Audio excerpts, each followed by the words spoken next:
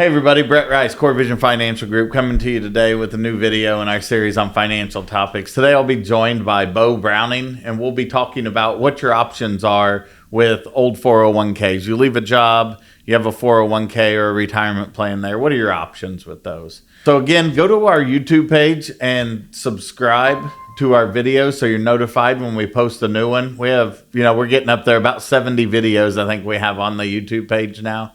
So please spend some time on there. Look, see if you got some topics. You have questions about anything, please feel free to reach out. Welcome, Beau. How you doing, bud? I'm doing great. Thanks for having me. It's always exciting when you're here. Well, thanks for that. Yeah, give yourself a brief introduction. Yep. So, Beau Browning. I'm a partner here at Core Vision Financial Group. This is unbelievably my 21st year in the industry. So that happened quick. I know. It's like I'm halfway through my working career. It just seems insane. Yeah. So, I've been doing this for 21 years, started out at John Hancock, moved to LPL, and then we created Core Vision in 2015. But yeah, I'm excited to be here, talk about rollovers. I think this topic is extremely relevant, especially because typically a person has 7 jobs in their working career. So it's something that they experience more than once. Right. And a lot of times, especially the younger people, they're like, I don't know what to do with these things. And you have, like, it seems like so many different people have different strategies, right? Oh, I just automatically roll it to my new employer every time. I just had a discussion with Lee. She said, that's what I do every time, is I just automatically roll it to the next one. And I'm like, well, have you ever looked into your other options? She said, no. I mean, this lady's almost 50 years old, and I think she said 6 times she's rolled a 401k. Oh my gosh. Okay. And it's like, oh, okay. Yeah. But she said she'd never looked at it. She wasn't even sure what all of her other options were. The positive is she's making sure she doesn't leave something behind. Right. Benefit of her looking at least at other options is she might be able to either save some money or she might get better investment options. Yep. Because moving from plan to plan, they all have different ones, but they are limited. So we'll talk about that. Right. So let's talk about that. What happens when you leave a job?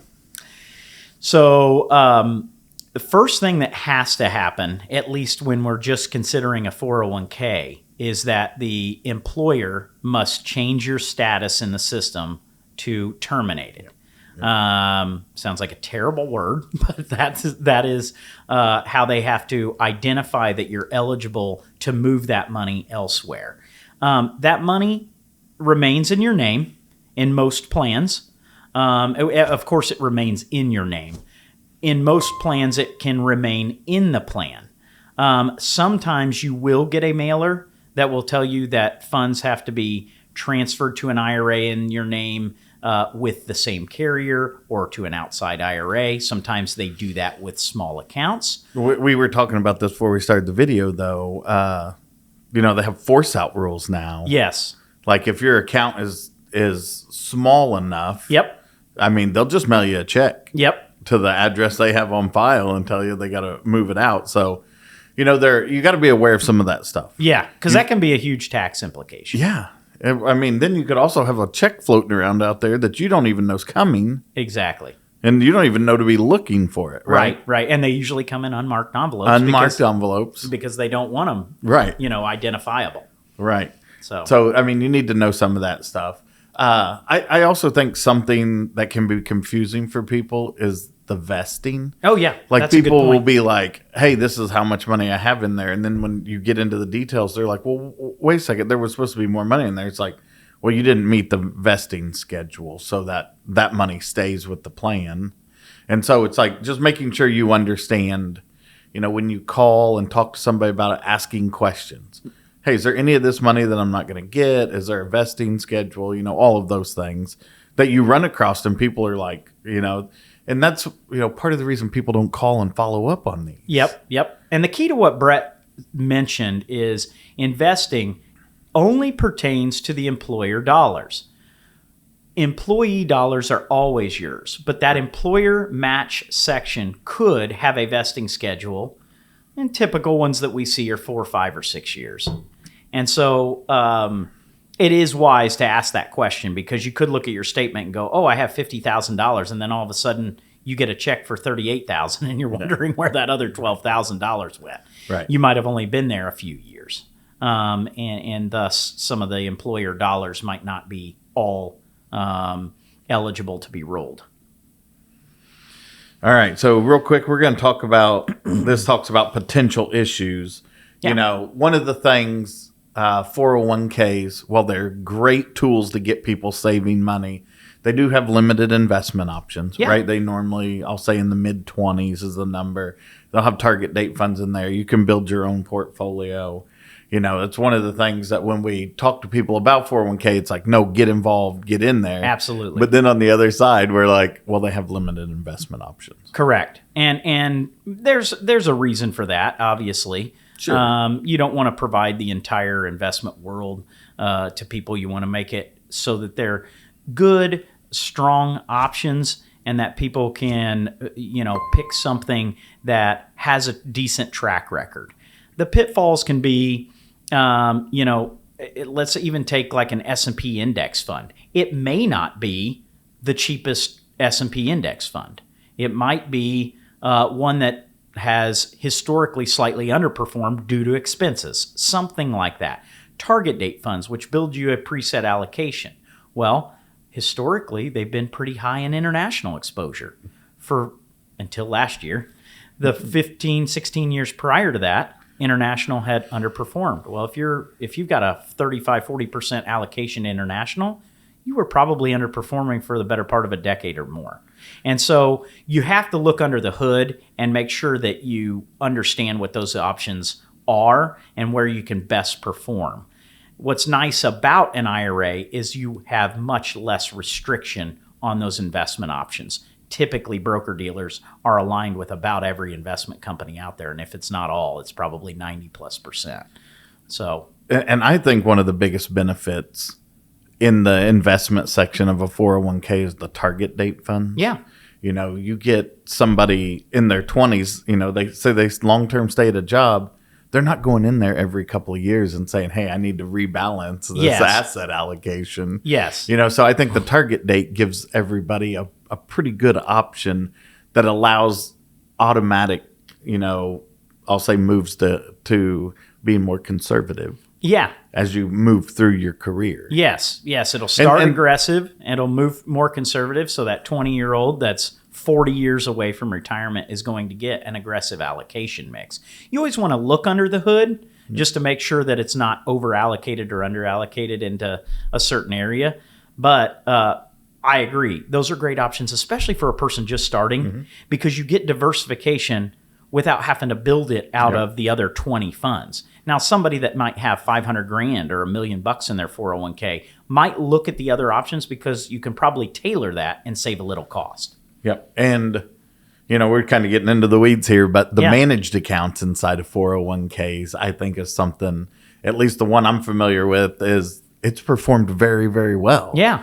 And there's somebody going in there doing that asset allocation for you. That's right. And it seems to have really paid off. Yeah. Now, it cost. There's an added cost to being in that. But at the same time, I think, at least for the last 12 months, it paid for itself. Yes. Easy. Yes. Easy. Yes.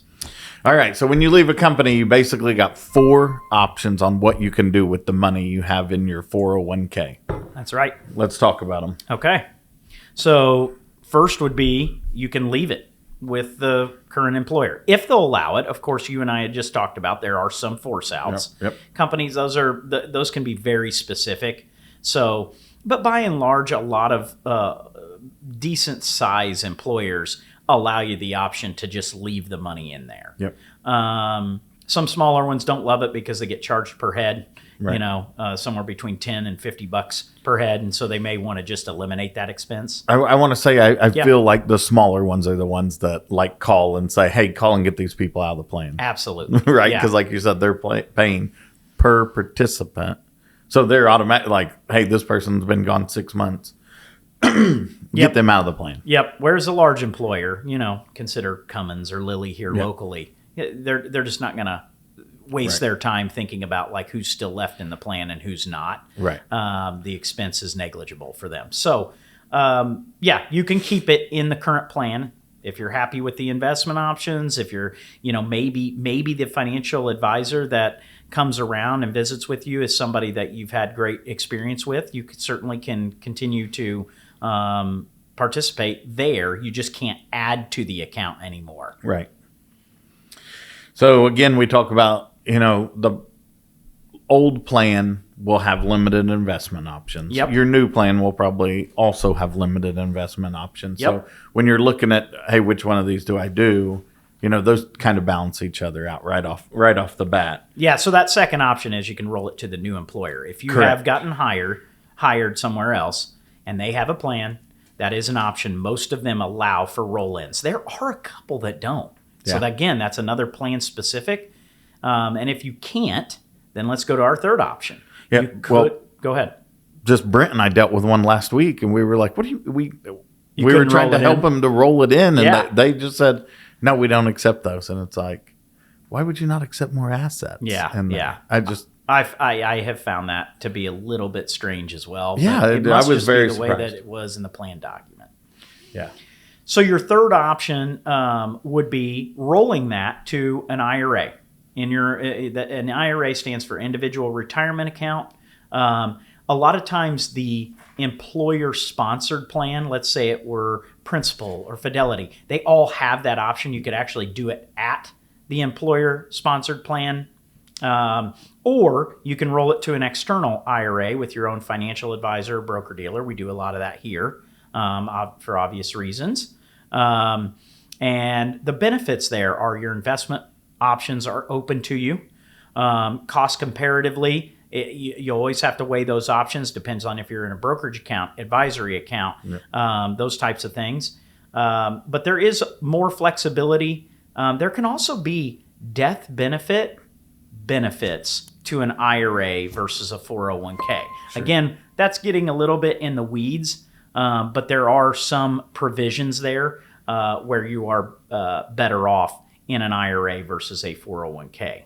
And on the other hand, there are some benefits of a 401k, like withdrawals at age 55, that don't that you wouldn't have in an IRA penalty free.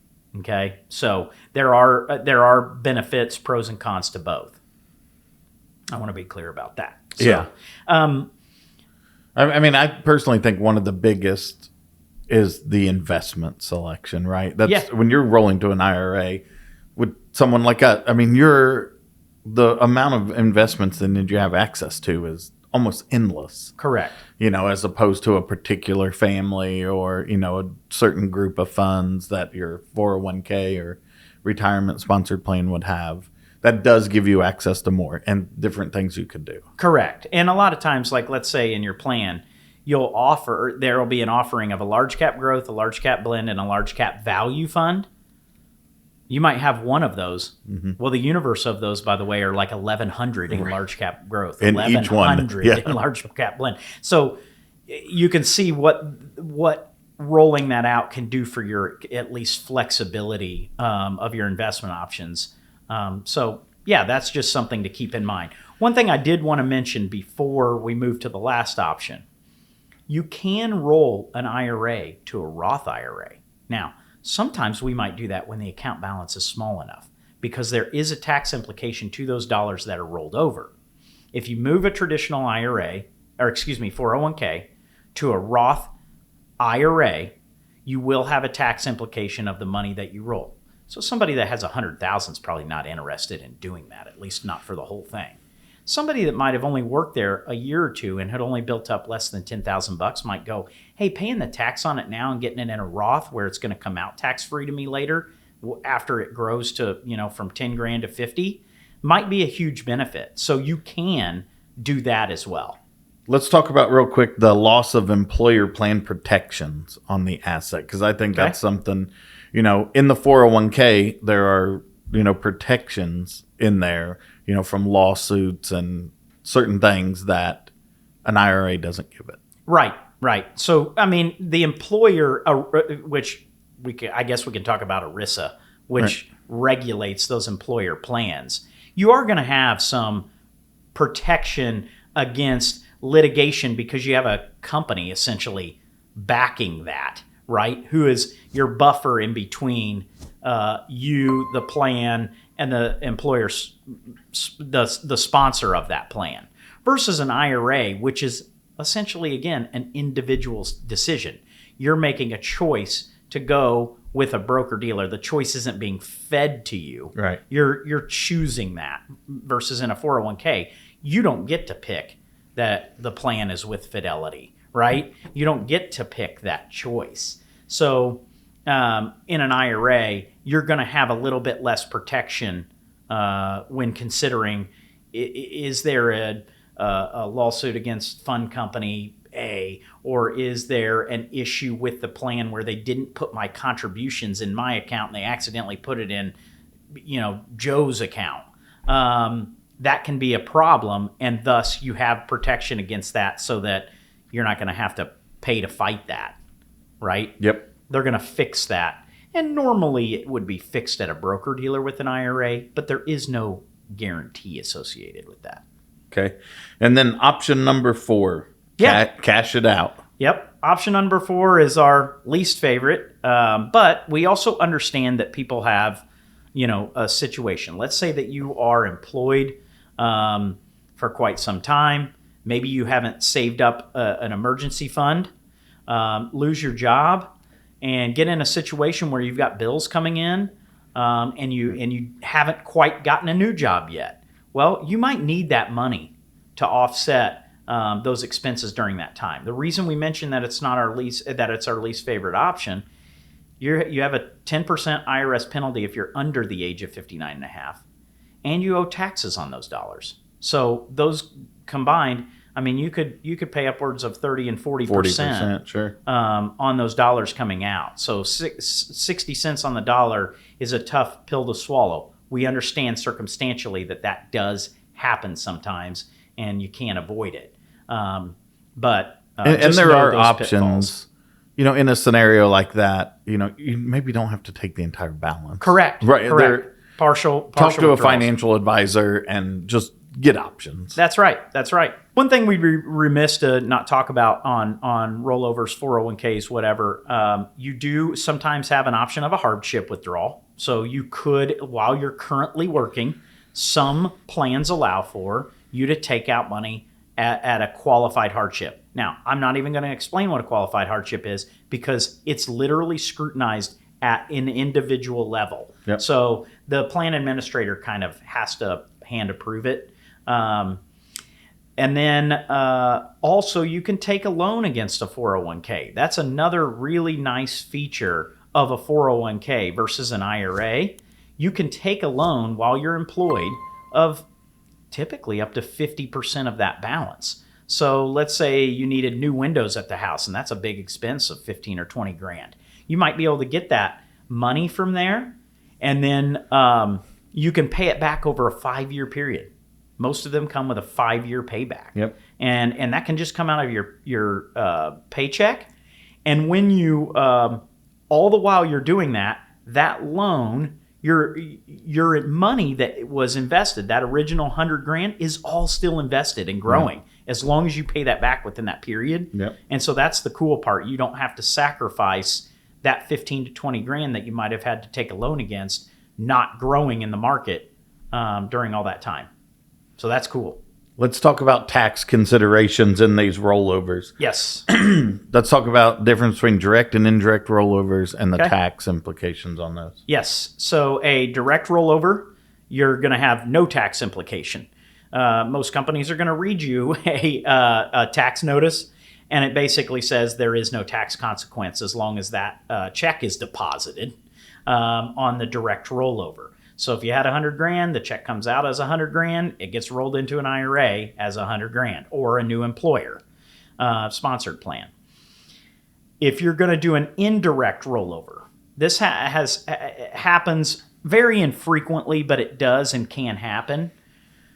Traditionally, what will happen is the 401k, when they roll it over, will automatically withhold 20% federal taxes, no state.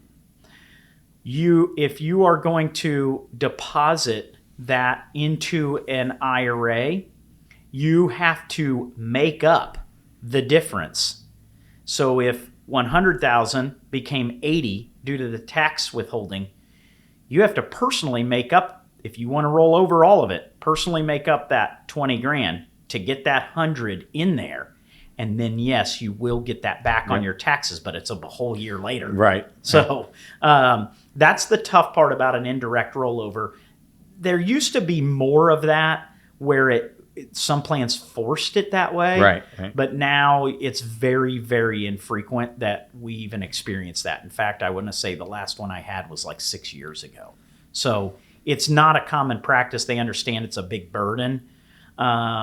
Now, somebody might want to use that money in a temporary time period. By the way, you have, is it 60 days to roll that back in to an IRA or an employer-sponsored plan. So somebody might go, hey, I need that money temporarily to put a deposit on a second home in Florida, but I will get it back by selling my house.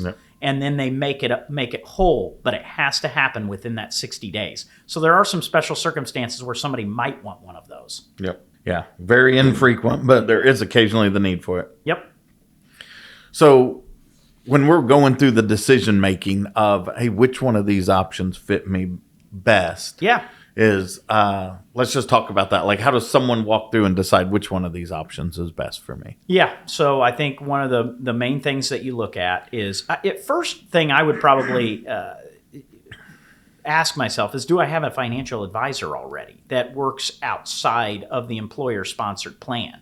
That person is going to be able to direct you to some of the best decisions that you can make. You're going to be looking at investment options. You're going to be looking at a comparison in the fees. You're going to be looking at consolidation of retirement accounts. So, I don't want 15 401ks during my career just hanging out in different accounts because it's hard to keep track of. I want to consolidate those into one. So like the lady you mentioned earlier, hey, just has a pattern and a process of moving it into the new employer-sponsored plan. That may not be the best thing, but at least at a bare minimum, you're avoiding leaving money. It's not the worst option. It's also not the worst option. So, and then you and I had talked about this. Does your new employer plan allow a roll-in? Or is an IRA your only option? Some of those plan document specifics might tell you that your 4 options are limited to 2.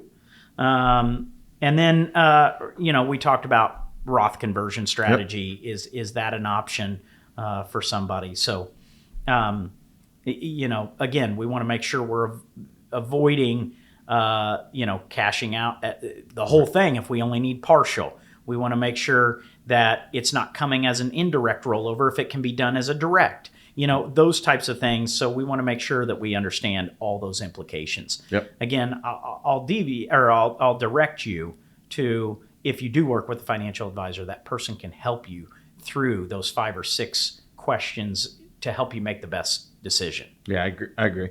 Closing takeaways? It's an important decision. It is definitely something that as people change jobs, most people do have different jobs in their career. It just is part of it.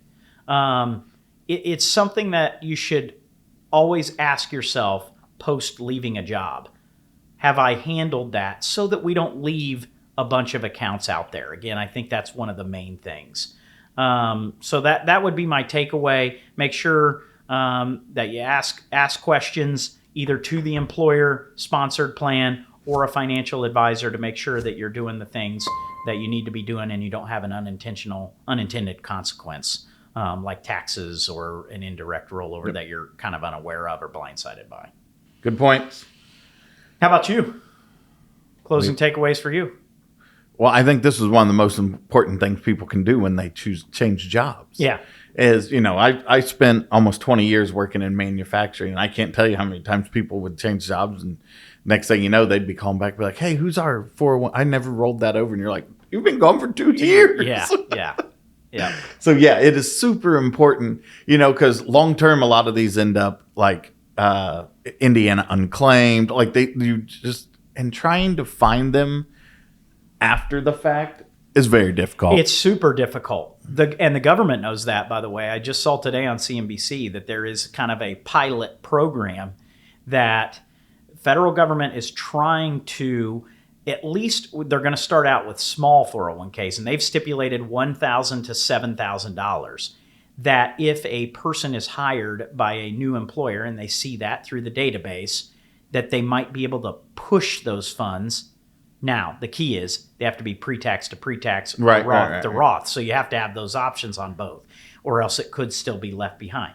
But hopefully there are some steps. I would love it if there was a database to know if people still had plans out there, but that doesn't exist. Yeah. Like Indiana Unclaimed has these, old paycheck. Oh, I didn't pick my paycheck up at, the shoe store when I used to work there as a 17-year-old. And you can still get those dollars. But for 401ks, it's a little bit tougher. Well, Beau, thanks for joining us today. Yeah. I really appreciate it. Great topic. It's something we've talked about wanting to do this for a minute, right? Because it applies to a lot of people. That's right. Again, Brett Rice, Beau Browning, Core Vision Financial Group. Thanks for joining us today. Our contact information is at the end of the video. Please feel free to reach out if you ever have any questions. Thanks again.